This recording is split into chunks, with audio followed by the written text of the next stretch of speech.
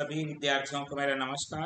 CGBSE अर्थात Chhattisgarh board कक्षा 10वीं विषय गणित अध्याय 12 वृत्त एवं स्पर्श रेखाएं ये प्रश्नावली 12.1 का आज के हम इस वीडियो में बेसिक कॉन्सेप्ट के साथ संपूर्ण हल करेंगे। सभी विद्यार्थियों का मैं अपने इस प्यारे से यूट्यूब चैनल में हार्दिक अभिनंदन एवं स्वागत करता हूं। इसका नाम है BK मैथ्स एजुकेशन।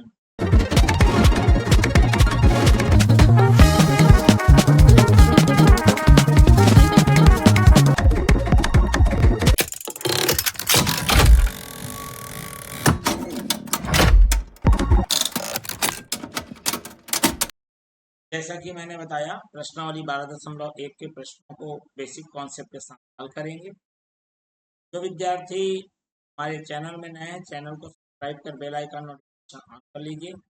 जिन विद्यार्थियों ने हमारे पिछले अध्यायों के वीडियो को नहीं देखा है, लिंक उनके लिए हमने डिस्क्रिप्शन बॉक्स में अवेलेबल कर दिया है, वहां से देखिए। वीडियो को पूरा अंत तक जरूर देखिए। वीडियो अगर अच्छा लगे तो लाइक करिए और ज़्यादा से ज़्यादा लोगों में शेयर कर दीजिए। चलिए शुरुआत करते हैं कॉन्सेप्ट की तथा प्रश्नों। जैसा कि मैंने बताया, ये वृत्त एवं स्पर्श रेखाएं हमारे अध्याय का नाम है। वृत्त के बारे में आप लोग पहले भी जान चुके होंगे, समझे हैं। पुनः उसकी पुनरावृत्ति करते हुए कुछ नियमों को यहाँ पर करना है, या फिर जो नियम पहले से आप जान रहे हैं वो अब प्रमाणित करके पढ़ना है। चलिए वृत्त के कुछ अवयवों के बारे में जानते हैं। 6वीं में भी दिया गया है ये। तो लिखा है, उन सभी बिंदुओं का समूह वृत्त किसे कहा जाता है? तो उन सभी बिंदुओं का समूह जो तल के एक नियत बिंदु से, नियत बिंदु अर्थात केंद्र, यह है यहाँ से समान दूरी पर जितने भी बिंदु आपको मिलेंगे, ये बिंदुओं का समागम, ठीक है। एक बंद आकृति जो बनेगी, क्या है, वृत्त के जो बन रहा है, ये बिंदुओं का समागम है। कहाँ से? एक निश्चित बिंदु से निश्चित दूरी पर जितने भी बिंदु का बिंदु पथ मिलेगा, वही हमारा क्या होगा? वृत्त हो जाएगा। क्लियर हो गया? तो इस तरीके से परिभाषा देंगे, और जो जिस बिंदु से निश्चित बिंदु की बात कर रहा हूं, उस निश्चित बिंदु को केंद्र कहा जाता है। ठीक, अब कुछ और हमारे वृत्त से संबंधित कुछ और शब्द अवयव हैं, जैसे कि त्रिज्या। अब त्रिज्या होती क्या है? त्रिज्या जो है केंद्र से हमारे ये आउटर लाइन, मतलब बाहरी आवरण, जिसको हम परिधि के नाम से जानते हैं, वहां तक की दूरी को हम क्या बोलेंगे? त्रिज्या कहेंगे। क्लियर हो गया? मतलब ये जो दूरी है वही हमारी त्रिज्या है। जीवा, जीवा किसको बोलेंगे? ये हम लोग स्मॉल आर से दर्शाते हैं। यहाँ पर मैं पी ले लेता हूँ। जीवा किसको बोलेंगे भैया? ये वृत्त है। वृत्त के परिधि पर कोई भी दो बिंदु लीजिए, जैसे मैंने ए और बी लिया, दोनों को मिलाने वाला रेखाखंड, वो क्या हो जाएगा? मेरा जीवा हो जाएगा। क्लियर हो गया बात? मतलब वृत्त के परिधि पर कोई भी दो बिंदु लिए और दोनों को मिला दिए, जो रेखाखंड मिला वही हमारा क्या हो गया? जीवा हो गया। अब ये व्यास क्या है, पहले भी पढ़ चुके होंगे, ठीक है। तो ये भी एक जीवा ही है, लेकिन इसकी एक खासियत है कि केंद्र से जाने वाली जीवा, ठीक है। तो केंद्र से जो जा रही है वो जीवा तो कहीं भी मिल सकती है, कोई भी दो बिंदुओं को मिला दिए तो आप जीवा पाएंगे। लेकिन वही जीवा यदि केंद्र से जा रही है तो उसको हम क्या नाम देंगे? व्यास। क्लियर हो गया? तो ये बोल सकते हैं कि केंद्र से होकर जाने वाली जीवा को हम क्या बोलेंगे? व्यास कहते हैं। चाप। अब देखो, ये मेरे पास वृत्त है, इसका बाहरी आवरण जिसको परिधि कहते हैं। इसमें मैंने कोई बिंदु लिया ए, और एक और बिंदु लिया बी। अब ये जो है ना, ये बाहरी आवरण, जिसको मैं बार बार बाहरी आवरण बोल रहा हूं, मतलब ये परिधि का टुकड़ा, ये देखो गाढ़ा हो रहा है, ये ये मेरा है चाप, इसको बोलेंगे लघु चाप, छोटा है। अभी एक और टुकड़ा इधर बचा है, इसे बोलेंगे दीर्घ चाप। अर्थात मैंने वृत्त के परिधि पर कोई दो बिंदु लिए, जिससे परिधि दो भागों में बढ़ गई, है ना, और एक छोटा चाप निर्माण हुआ और एक बड़ा चाप। अर्थात ये जो टुकड़ा है वो वृत्त की परिधि का टुकड़ा है, तो चाप वृत्त का एक परिधि का टुकड़ा होता है, ठीक है। दीर्घ चाप होता है और लघु चाप होता है। त्रिज्य खंड या त्रिज्या खंड भी कहते हैं, नाम है त्रिज्या खंड।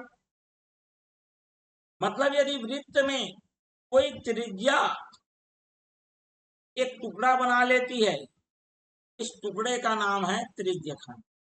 तो ऐसी ये भी छोटा वाला है, तो ये लघु त्रिज्य खंड है। अब देखो त्रिज्या तो इधर भी है और ये बड़ा वाला है, ये दीर्घ त्रिज्य खंड। क्लियर हो गया बात? बिल्कुल। अब हमारे पास त्रिज्य खंड के बाद आ रहे हैं हम वृत्त खंड में। अब ये वृत्त खंड क्या है? इसको ए, ओ और बी ले लेता हूं, वो उधर रख देता हूं, केंद्र को ले लेता हूं।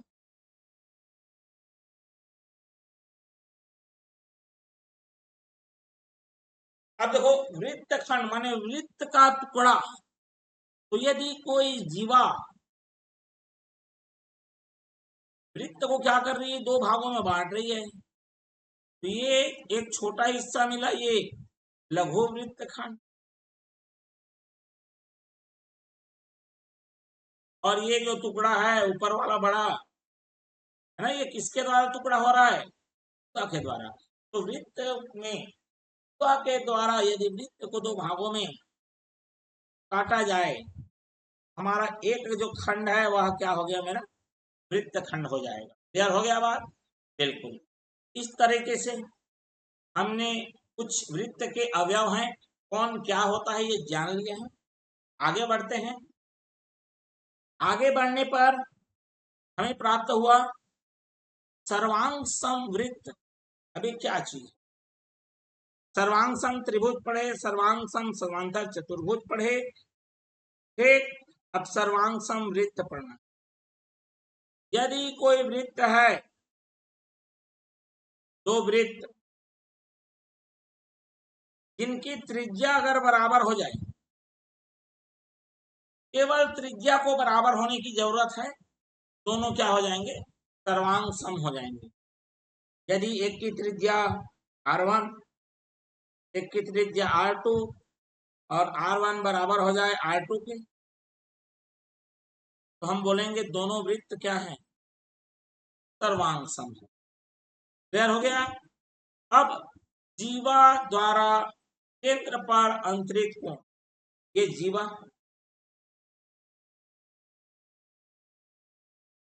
इसके द्वारा ए बी, इसके द्वारा केंद्र पर जो बनाया गया कोण है को केंद्र से मिलाएंगे जीवा के अंत बिंदुओं को, जो केंद्र पर कोण बनेगा वही तो जीवा द्वारा केंद्र पर अंतरित कोण हो गया। अब जीवा से संबंधित, जीवा और उसके केंद्र पर बनाए गए कोण से संबंधित कुछ प्रमेय और नियम है, जिनको हमें पढ़ना और समझना है। चलिए यहाँ पर प्रमेय एक कह रहा है, ये हम बचपन से पढ़ रहे हैं, लेकिन आज हम इसे पढ़ने के साथ साथ सिद्ध भी करके बताएंगे कि जो बोल रहे हैं वो होता सच में है। प्रमेय कहता है किसी वृत्त की बराबर जीवाएं केंद्र पर बराबर कोण अंतरित करती है। अब देखो यहाँ पर जो बोला गया उसको पहले समझा रहा हूँ। ए बी एक जीवा है और एक जीवा और है सी डी। ए बी ने केंद्र पर बनाया कोण AOB और सी डी ने बनाया COD। ठीक, ये जो कोण बन रहे हैं ये दोनों आपस में बराबर हैं, यही सिद्ध करना। चलिए, कोई भी प्रमेय को सिद्ध करने के लिए हमको सबसे पहले लिखना पड़ता है कथन। कथन का मतलब जो दिया गया है, जो जानकारी दी गई है और क्या निकालना है, दोनों को हम कथन के रूप में ले लेते हैं। मतलब ये जो लिखा हुआ उसको बराबर मात्रा में उतार देना है। ठीक, समझ में आ गया। तत्पश्चात हमको लिखना पड़ता है दिया गया है कि हमें इस कथन में क्या दिया गया है। चलिए लिखते हैं दिया गया है।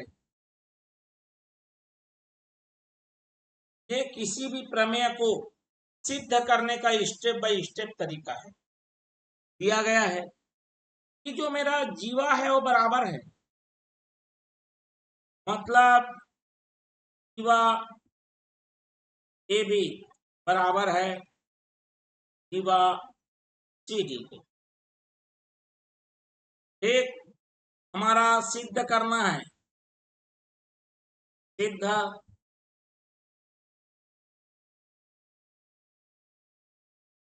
सिद्ध ये करना है कि जो जीवा जो कोण बना रही केंद्र पर, जिसका नाम है AOB,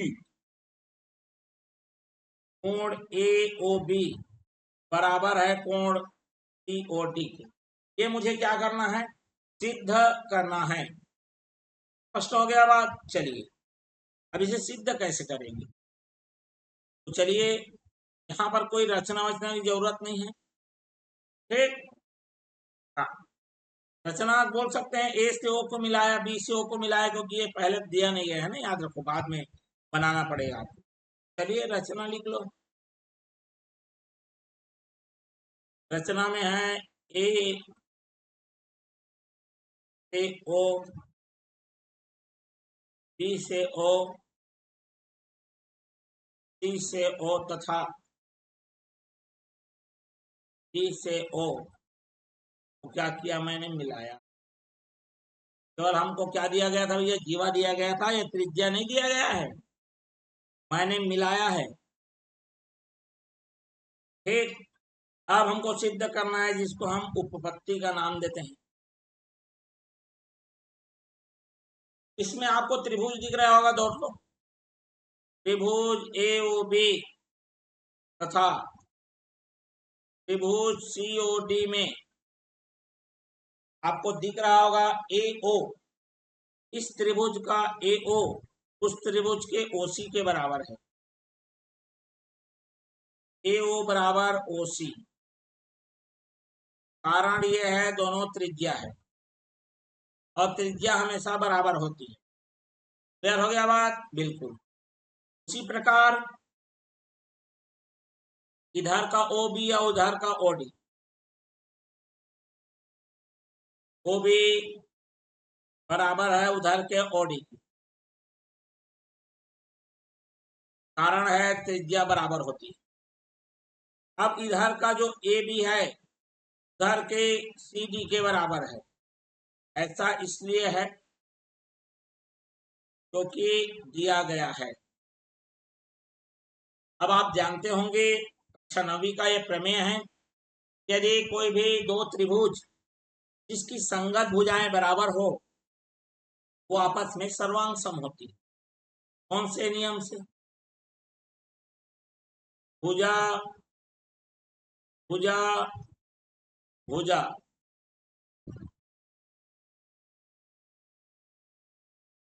सर्वांग समता प्रमेय से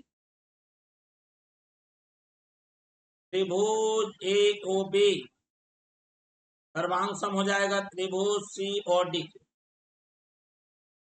क्लियर हो गया बात।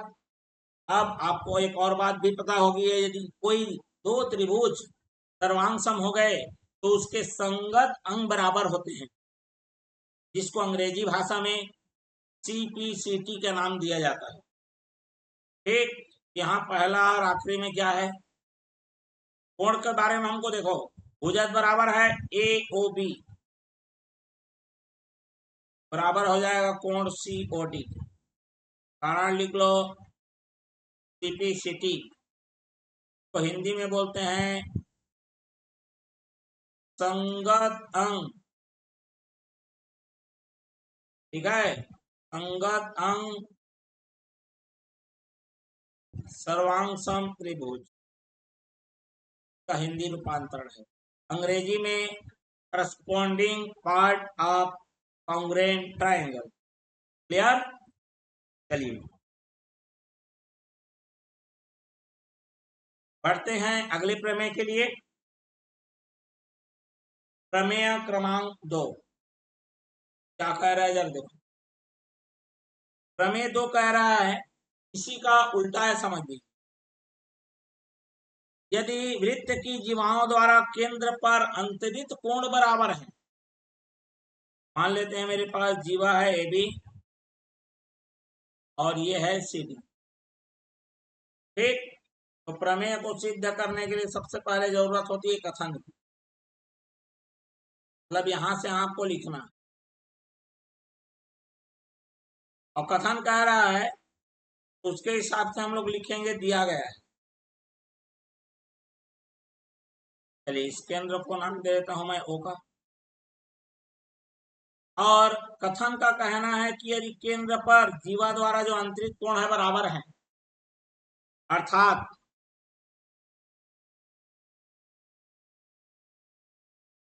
वृत्त इसका केंद्र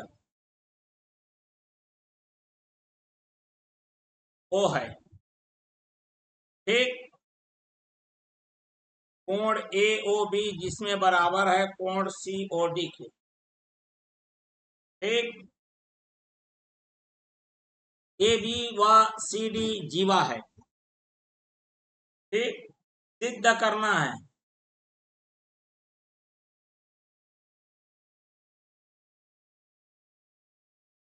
सिद्ध ये करना है कि जो मेरा ए बी है बराबर है सी डी के, ठीक है।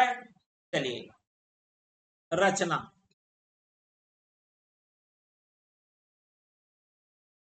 रचना की आवश्यकता नहीं क्योंकि कोण जब बराबर दिया है, इसका मतलब आपको ये जो त्रिज्या है पहले से मिला कर दिया गया है।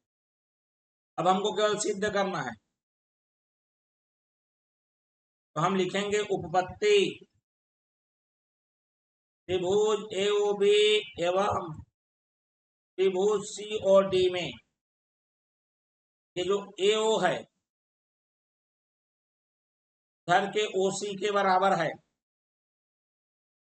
कारण है त्रिज्या बराबर होती है। कोण ए ओ बी बराबर है कोण सी ओ डी के, क्योंकि हमको ये दिया गया है। और इधर का ओ बी उधर के ओडी के बराबर है। कारण ये है कि वो त्रिज्या है, ठीक। अब देखो कोई भी दो त्रिभुज में यदि दो भुजा और उसके बीच का कोण यदि बराबर हो जाए तो दोनों त्रिभुज सर्वांग सम होते हैं। कौन से नियम से?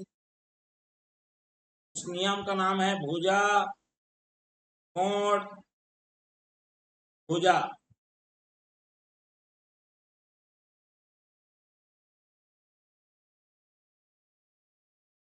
सर्वांग समता प्रमेय से त्रिभुज ए ओ बी सर्वांग सम हो जाएगा त्रिभुज सी ओ डी के। अब आपको पता होना चाहिए वही सीपीसीटी वाला रूल। अब देखो ये तीसरा भुजा इधर का बच गया ए बी, इधर तीसरा भुजा बच गया सी डी, दोनों बराबर होंगे। ए बी बराबर सी डी, कारण लिख लीजिए सी सी टी। हिंदी में क्या बोलेंगे? संगत अंग सर्वांग सम त्रिभुज, ठीक। अतः क्या हो गया? सिद्ध हो गया। क्लियर है? चलिए आगे देखते हैं। अगला जो प्रमेय है इसको हम कक्षा 8वीं से पढ़ते आ रहे हैं। इसमें बोला गया है, प्रमेय कहता है कि किसी वृत्त के केंद्र से जीवा, मान लेते हैं ये भी है, उस पर डाला गया लंब जीवा को दो भागों में क्या करता है? बराबर बांटता है, अर्थात समद्विभाजित करता है। अर्थात मुझे ये सिद्ध करना है कि ये जो ए बी है, जहां पर ये लंब डाला है वहां से दो बराबर टुकड़ा हो गया है, अर्थात ए एम बराबर एम बी। ये मुझे सिद्ध करना है। चलिए सिद्ध करते हैं। सबसे पहले क्या लिखना पड़ेगा? कथन।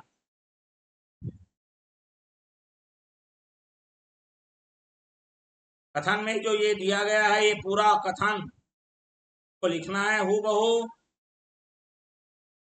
उसके बाद लिखना है आपको दिया गया है,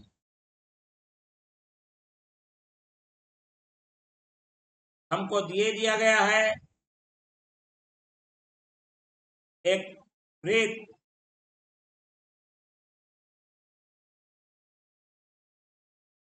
जिसका केंद्र ओ है। यार ए बी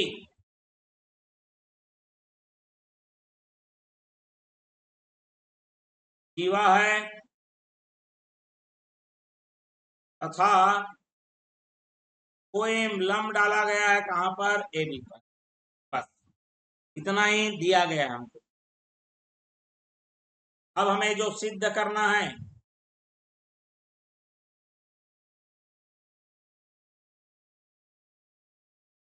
वो ये है कि ए एम बराबर है एम बी के। यार जहां लंब डाला है वहां से दो बराबर टुकड़े में बढ़ गया और बराबर है आधा ए बी। ठीक, ये तीसरा वाला को नहीं लिखोगे तो भी चल जाएगा। अब हमको क्या लेना है? रचना। ए से ओ एवं बी से ओ को मिलाया।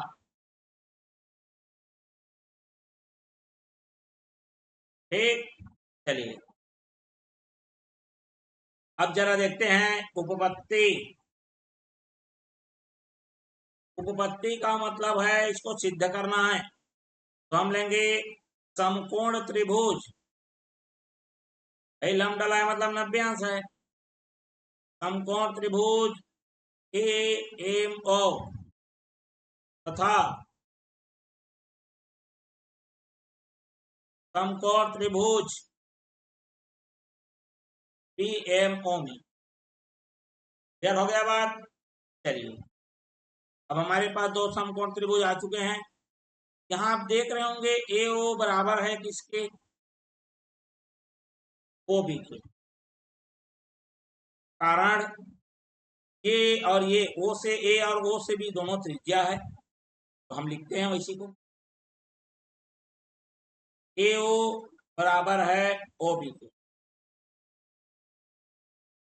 कारण लिखोगे त्रिज्या, ठीक है, और बगल में मैं लिख देता हूं कर्ण,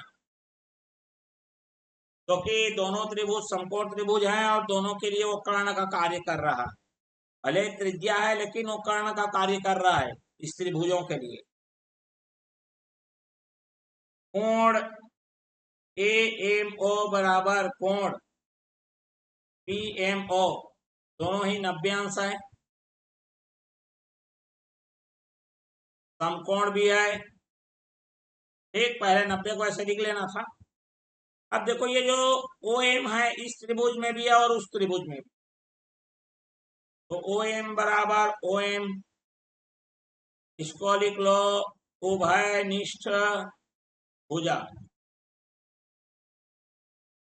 तो यदि कोई त्रिभुज में, ठीक है, यदि कोई त्रिभुज में, अर्थात समकोण त्रिभुज की बात कर रहा हूं मैं, समझ गए बात को?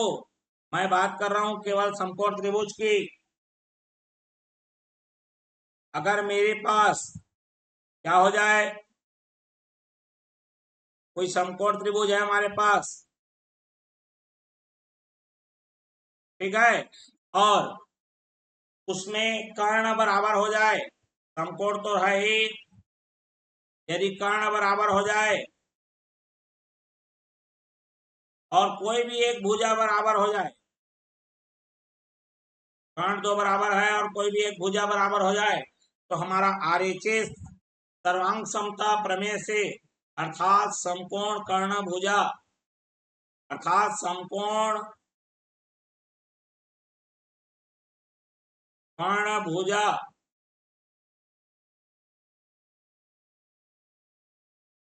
सर्वांग समता प्रमेय से त्रिभुज ए एम ओ सर्वांग सम हो जाएगा बी एम ओ के। क्लियर हो गया बात? मतलब हु बहु कॉपी कट हो गया। अब यहां से आप देखे होंगे, यहाँ पर पहला दूसरा है ए एम, यहाँ का पहला दूसरा है बी एम, को अंग्रेजी में नाम देते हैं सिटी सिटी, और हिंदी में लिखते हैं संगत अंग सर्वांग सम त्रिभुज। मतलब पूरा नवी का जो सर्वांग समता वाला सिद्धांत है, वो पूरा का पूरा यहीं पे क्या हो रहा है, यूज हो रहा है, उपयोग हो रहा है। क्लियर हो गया बात? चलिए अब मैं बढ़ता हूं आज के चौथे प्रमेय की ओर। और ये जो चौथा प्रमेय है वो इस प्रश्नावली के लिए अंतिम प्रमेय है। इसके बाद प्रश्नावली के प्रश्न आएंगे, ठीक है। चलिए, तो सेम वही है, यहाँ पर ओ ए और बी। लेकिन प्रमेय को एक बार पढ़िए जरा, क्या बोल रहा है वो, थोड़ा उल्टा है ये। उल्टा है तो सबसे पहले लिखते हैं कथन, और कथन को मैं पढ़ता हूं मैं यहाँ पर, जो कि आपको यहां से यहां लिखना है। एक वृत्त के केंद्र और जीवा के मध्य बिंदु को मिलाने वाला, अर्थात मेरे को पहले से पता है कि इस जीवा का मध्य बिंदु एम है, और वह मध्य बिंदु और केंद्र को यदि मिलाएं तो जो हमारा रेखाखंड ओ एम है वो जीवा पर लंब हो जाता है।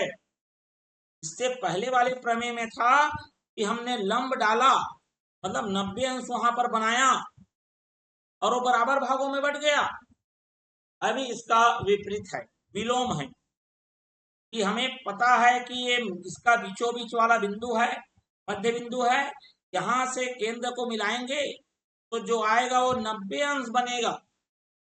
कहां पर, मतलब ये लंब हो जाएगा, कहां पर, ए बी पर। क्लियर? चलिए इसी को तो सिद्ध करना है। मैं लिखता हूं, यहां दिया गया है, दिया कुछ इस प्रकार गया है कि एक वृत्त जिसका केंद्र ओ है, एक जीवा ए बी का मध्य बिंदु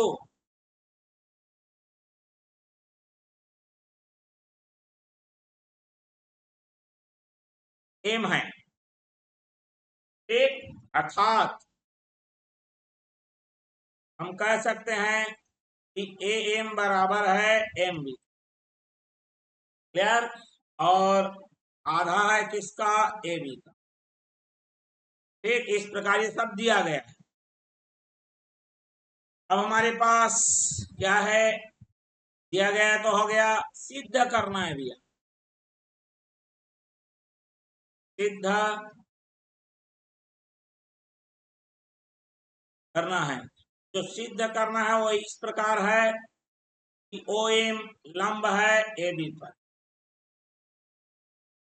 या कोण ए एम ओ बराबर कोण PMO और दोनों को सिद्ध करना है 90 अंश।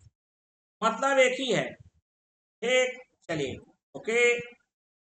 अब मैं ले लेता हूं उपपत्ति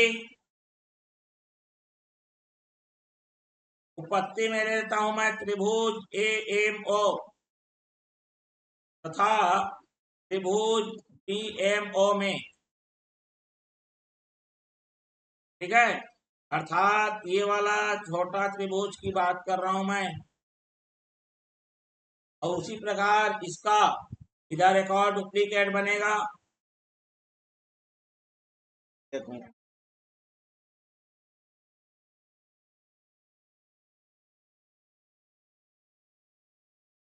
ठीक है, तो चलिए OAM, ये OP और M।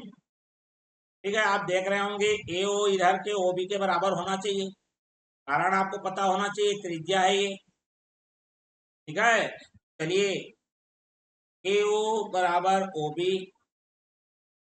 कारण है त्रिज्या, त्रिज्या बराबर होती है बिल्कुल। AM बराबर MB, AM बराबर है MB के, दिया गया है, ये तो पहले से दिया गया है ना भाई, दिया गया है। और इस भुजा, ये भुजा तो दोनों में के पास है, ये जो OM है ना वो दोनों के पास है। इसको क्या बोलेंगे हम, उभयनिष्ठ भुजा। अब देखो एक त्रिभुज में और दूसरे त्रिभुज में इसके जो संगत भुजाएं हैं बराबर है। मैं लिखूंगा यहाँ पर भुजा भुजा भुजा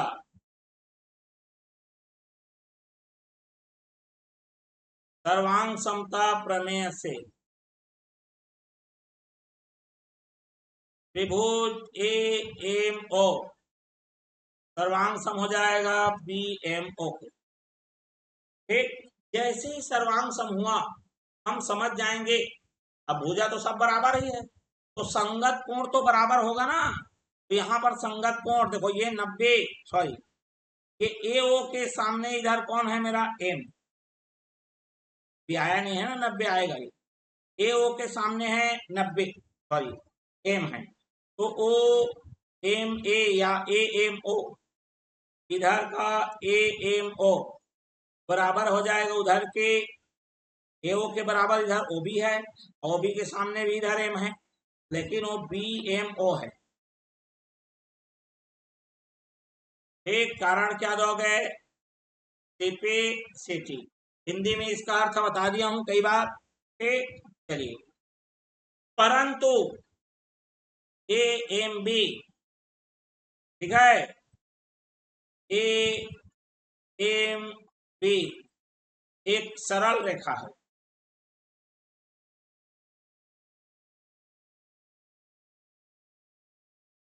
और यदि एक सरल रेखा रहे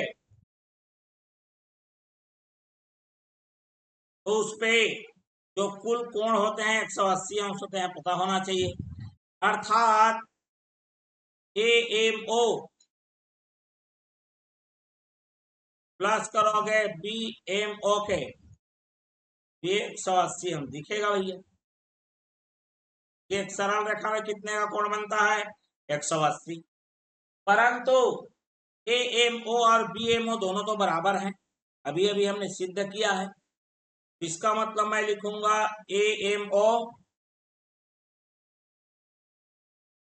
प्लस BMO के जगह भी क्या लिख सकता हूं मैं, AMO बराबर 180। और AMO कितने बार आ गया, 2 बार, 180 2 से 90 बार में कटेगा, और ये आएगा कोण AMO बराबर 90, और जितना AMO है उतना ही BMO है। अतः हम कह सकते हैं कोण AMO बराबर है कोण BMO, और दोनों ही कोण क्या होंगे, 90। और जब ये 90 आ गया तो 90 आने का तात्पर्य हो गया कि OM मेरा लंब हो जाएगा कहाँ पर, AB पर। अतः क्या बोलेंगे, सिद्ध हो गया। क्लियर है। तो इस तरह कैसे हमने ये जो 4 प्रमेय हैं उसको सिद्ध किया, और वृत्त के अवयवों के बारे में भी पढ़ा, चाप, त्रिज्या, है ना, फिर व्यास, फिर त्रिज्या खंड, वृत्त खंड, एक विभिन्न प्रकार के अवयवों के बारे में पढ़ा, वृत्त की परिभाषा पढ़ी, केंद्र क्या होता है ये जाना, और 4 प्रमेय भी हमने जो जान लिया, जीवा से संबंधित और केंद्र पर बनाने वाले कोण से संबंधित। अब ये जो आगे जो आएगा, इसके बाद इसी प्रमेय के आधार पर जो हमारा प्रश्नावली में जो प्रश्न है वो बनने की प्रमेय से बनेगा, लेकिन समय को ध्यान में रखते हुए इसको हम अगले भाग में लेकर आएंगे। तो चलिए, ये वीडियो आपको कैसा लगा कमेंट बॉक्स में लिखिए। वीडियो अच्छा लगा हो तो लाइक करिए, ज्यादा से ज्यादा लोगों में शेयर करिए। चैनल में नए हैं तो सब्सक्राइब कर बेल आइकन नोटिफिकेशन ऑन कर लीजिए। हाँ, यदि आपने हमारे पिछले अध्यायों के वीडियो को नहीं देखा है, उनके लिए लिंक डिस्क्रिप्शन बॉक्स में अवेलेबल है, आप वहां से देख सकते हैं। चलिए फिर मिलते हैं अगले भाग को लेकर, मतलब प्रश्नावली के प्रश्नों को लेकर अगले भाग में। तब तक के लिए आप सभी विद्यार्थियों को मेरा धन्यवाद एवं नमस्कार।